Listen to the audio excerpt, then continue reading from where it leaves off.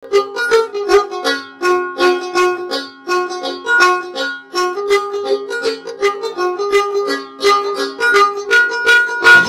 খুলে গুড় 7টা থেকে 8টা, ভালো খুলে হলে মাত্র 8টা গুড় হইল।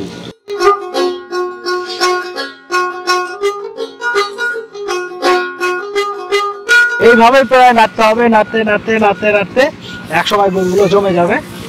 তারপর গুড় শক্ত হওয়ার পর পাটালি বা মোটা সিস্টেম গুড় করবে। এই নদীতে আমার জীবনে, নদীতে আমার ঘর বাড়ি, কারণ নাই কিছু না, দিন আনি দিন খাই।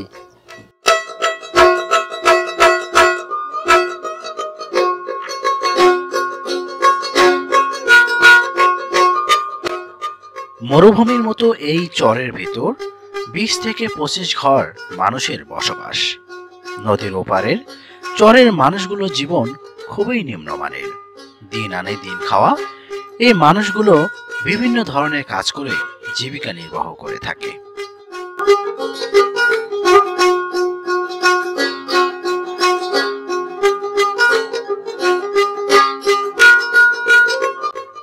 আমরা এই ভিডিওতে আজকে এই চরের মানুষগুলোর দুইটি জীবিকা তুলে ধরার চেষ্টা করব।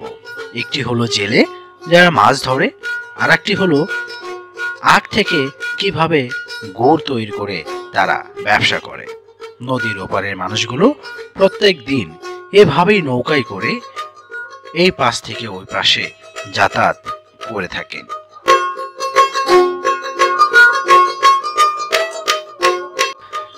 জীবিকার তাগিদে সারাদিন নৌকায় ভেসে চরের মাঝিরা নদীতে মাছ শিকার করে থাকে। 2 থেকে 3 জন সারাদিন মাছ শিকার করে প্রায় 7 থেকে 800 টাকার মাছ বাজারে বিক্রি করতে পারেন এবং তা দিয়েই তাদের সংসার চালাতে হয়। নদীতে ভাসে বেড়ায়, সারাদিন পরিশ্রম করিয়ে সারাদিন মাছ মারি চরের ভিতরে। এই কষ্টে স্যার আমাদের দিন খুব পরিশ্রম যাচ্ছে। এই কষ্টে এই মাছ সারাদিন হয় টুকটাক 400-500 এরকম হয় না। এই যে এরকম সংসার চলে না, যে চাইলে যে বাধা হিসাব ছাড়া থাকতে কি এমনি সংসার হয়? এই 5টা-7টা মানুষ খাটি। এই নদীতে আমার জীবনে, নদীতে আমার ঘর বাড়ি, কারণ নাই কিছু না, দিন আনি দিন খাই। চরের মানুষের দুঃখ দেখার কেউ আছে? একবেলা খাই আর একবেলা বাচ্চা কাচ্চা থাকলে কষ্ট কষ্ট কষ্ট হয়। এই যে ঘারুয়া বান, এই যে ঘারুয়া মাছ একবেলা খাই পেলাম তো 2 বেলা নাগা থাকা নাগে, তাও কষ্ট করে দিন চালান নাগে। চরে কারণ নাই কিছু নাই, এখানে এক মেলা হাঁটি যে আমার মোবাইল চার্জার দেই। হ্যাঁ, নিয়ম এটাই। 4টা যাই, কতটা মনে দেখা যাচ্ছে বেলা নাই, বেলা যাইতে আমরা তো 5টা মাছ নিয়ে যেতে। বাচ্চা কাছে ছাত্র আমি স্বপ্ন তো দেখি, স্বপ্ন দেখে না মানুষ অবশ্যই দেখে। সারাদিন ওদের মধ্যে পরিশ্রম করিয়ে বাচ্চা কাচ্চা মানুষ করা লাগে। চরের মানুষের জীবনগুলো আসলে এরকমই হয়। বিশেষ করে চরে যারা মাঝি থাকে তারা সারাদিন এরকম নৌকায় সারাদিন ঘুরে যতটুকু মাছ পায় সেটা নিয়ে আবার গ্রামের যে বাজারগুলো রয়েছে সেখানে যে বিক্রি করে তাদের সংসার চালায়। কারো 2 তলা 3 তলা 4 তলা বিল্ডিং এর জন্য গুলশান বনানী দেশের বাহিরে হাজার হাজার কোটি টাকা সম্পদ বানাচ্ছে। তারই ঠিক অপর পৃষ্ঠায় কেউ শুধু ছনের একটা চাল করে 2 মুঠো 2 বেলা ভাত খেতে পারলেই তার মনে যেন প্রশান্তির শেষ নেই। নিধোয়া এই চরের ভেতর আজকে যাব, তাদের জীবনযাপন আপনাদেরকে দেখাবো। তো আপনারা নৌকায় এইরকম কতদিন ধরে যাতায়াত করতেছেন? এটা আমরা অনেক আগে থেকে এই নৌকা দিয়ে, এই নদীটা এখানে ছিল, আবার ফির এই যে পাশে ভাঙতে ভাঙতে বন্যাতে ওইদিকে চলে গেল। এইভাবে নৌকা দিয়ে আমরা যাতায়াত করি। নৌকার ভাড়াটা কিভাবে? নৌকা ওই যে সিজন উঠলে পরে আমনের মৌসুমে আমাদেরকে ধান দিতে হয়, আবার ফির ওই যে ইরির মৌসুম আসলে ওই ধানই দিতে হয়। আবার ফির আমরা যে নৌকাতে চলাফেরা করি, এই যে এখন এই মুহূর্তে আসছি নৌকোই পাশে, এখন যতক্ষণ নৌকাটা না আসছে এতক্ষণ এখানে অপেক্ষা করতে হচ্ছে। এরকমই একটা আধুনিক ডিজিটাল বাংলাদেশ আমরা বলি, কিন্তু এই দুর্গম চরের মানুষের কাছে ডিজিটাল বাংলাদেশ যেন এক স্বপ্নের মতো। আধুনিক প্রযুক্তি তাদের ধরা ছোঁয়ার বাইরে। আজও তারা সেই আধুনিক প্রযুক্তির আলো মনে হয় চোখে দেখবে কিনা সন্দেহ আছে এই চরের মানুষের জীবনের।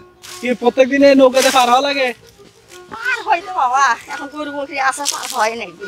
আপনি এই পাশে কি গরু বকরি চড়ানোর জন্য আসেন? গরু বকরি চড়ান আবাদ পাতি না যাই হোক আসে হইলেই মানে কেমন লাগে যে প্রত্যেকদিন এই বারবার এই নৌকা নিয়ে? আর পার হয় নাকি বাবা, কষ্ট করে পার হয় নাকি।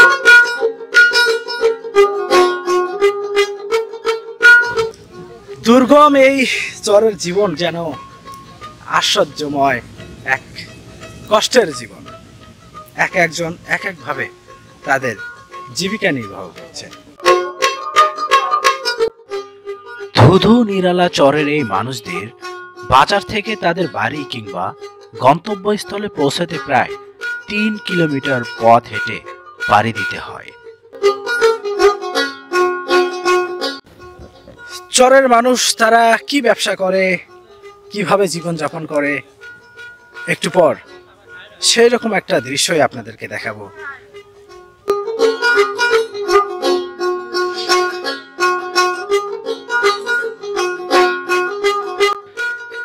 নদীর এপারের অর্থাৎ চরের মানুষের আরেকটি জীবিকার প্রধান উৎস হলো আখ মাড়াই করা, অর্থাৎ আখ থেকে গুড় তৈরি করা এবং সেটিকে বাজারজাত করা।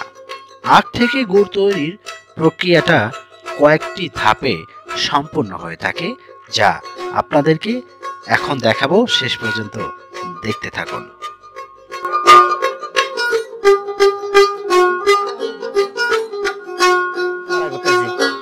এই কুশারগুলা অনেক জায়গায় আমরা এলাকায় কুশার বলি না? জি জি কুশার বলি, আখ বলে, আখ চেনে, অনেক জায়গায় ইক্ষু বা গ্যান্ডারিও বলে, তবে এগুলো হলো দেশি আখ।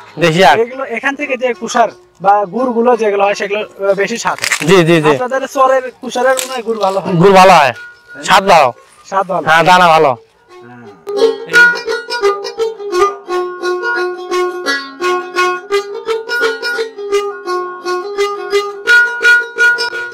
আখ মাড়াই করার এই প্রাচীন পদ্ধতিটা এখন গ্রাম অঞ্চলেই শুধু দেখা যায়। প্রথমে জমি থেকে আখ সংগ্রহ করা হয় এবং পরিষ্কার করা হয়। তারপর মেশিনের সাহায্যে আখ থেকে পরিমাণ মতো রস বের করা হয়। রস বের করে এক কারাই পরিমাণ ভরে নিতে হবে। তারপর প্রায় চুলায় এই কড়াই 1 ঘন্টার অধিক সময় ধরে জাল দিতে হবে। তারপর একটা সময় গুড় দানা বাঁধতে শুরু করবে।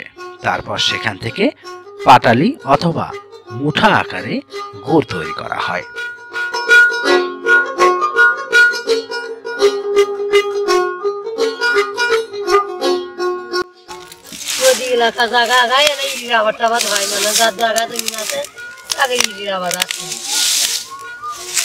আগে নাই বাবা, আমার মাঝে কর্ম করে খাওয়া না, গাড়ি না আদিবাদি করে পুজোর আবাদ করি, এটি কাটে মেরে খাই। 15 থেকে 20 মিনিট। জি এটি রস দেওয়া আছে প্রায় 60 কেজি পার। জি এখানে গুড় আসবে মোটামুটি ভাবে 30টা।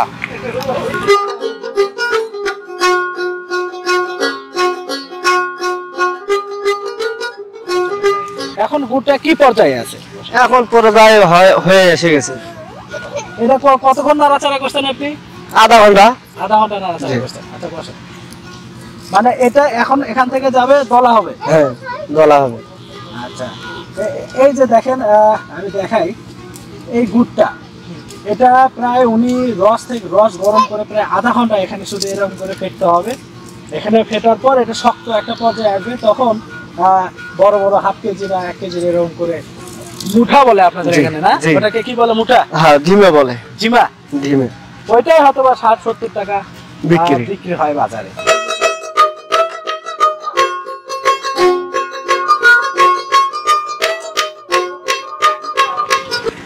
এইভাবে প্রায় আধা ঘন্টা 40 মিনিট এটা নাড়তে হবে। নাড়তে নাড়তে এই গুড়টা এক সময় জমে যাবে, এই রসটা জমে যাবে, তখন এখানকার ভাষায় মুঠা বলে বা পাটালি সিস্টেম, এরকম করে ফরমাতে করে এই গুড়গুলোই আসলে আমরা খাই এবং দেশের বিভিন্ন জায়গায় এই গুড়গুলো যে আরামের কথা নাই।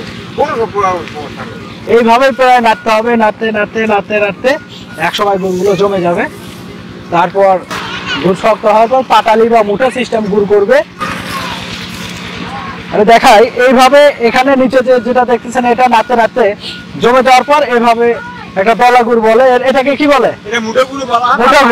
এবার মোটা গুড় করে এবং অনেকে পাটালি সিস্টেম করে 1 কেজি 1.5 কেজি, অনেকে আরো ছোট করে। এখানে 250 গ্রাম আছে না, হাফ কেজির গুড়। এটা বাজারে প্রায় 60 টাকা বা 50 টাকা 70 টাকা এভাবে বিক্রি হয়ে থাকে। এই শালো যে কুড়িয়ে মারতে বান্ধব, মনে করেন যে এই 4-5টা টিন মারতে বান্ধব, 5 টিন মারতে বান্ধব, মনে করেন যে হাফ লিটার তেল যায়। আর তখন যে মারতে সময় লাগে, মনে করেন যে 40-45 মিনিট সময় লাগে ওই মারাই করতে শালক। এই সেটা তৈরি করতে বান্ধব, মনে করেন যে যায় গর্ভতে গুড় জমে এটা করে সাইকেল করতে বান্ধব 1 ঘন্টা সময় লাগে আর কি। এখন কুড়ে গুড় 7টা থেকে 8টা, ভালো কুড়ে হলে বান্ধব 8টা গুড় হইল।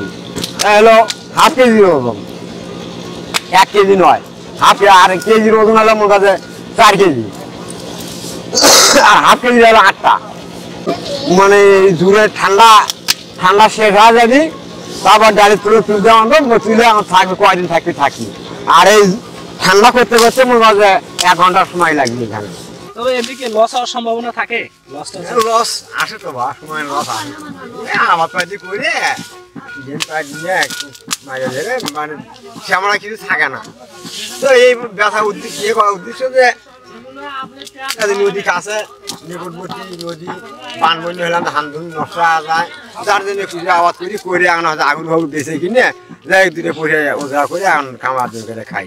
এই কিছু নাই বাবা, যে বউ চল আমার নিয়ে খেলে খাটে খুঁটে খাট করে দিলে কিছু হয় না, তাই জীবনটা নির্বাহ হচ্ছে আর কি। লসও আসে, লসও হয়। আমাদের এলে সেই ইয়ে আমরা বা আমাদের বন্যা এলাকার লোক, আমাদের বন্যার মধ্যে অবশ্যই চলাচল করা কঠিনই হয়ে যায়, রাস্তাঘাট যেহেতু নাই। আর আমাদের এলাকার ধান তো বন্যা খাওয়া যায়, বন্যা আসলে বড় বন্যা হলে বন্যা খাওয়া যায়। আর আখটা খেতে পারে না, আখটা অর্ধেক পানি হলেও আমাদের আখটা থাকে, এই জন্য আমরা আখটা আবাদ করি। কিছু কিছু মোটামুটি ভালো লাভবান আবাদ। শহরের মানুষের জীবন বৈচিত্র্যময়, অনেক সময় বড় কোনো বন্যা আসলে তাদের স্বপ্নের যে ফসল অনেক সময় নষ্ট হয়ে যায়, আশাই নষ্ট হয়ে যায়।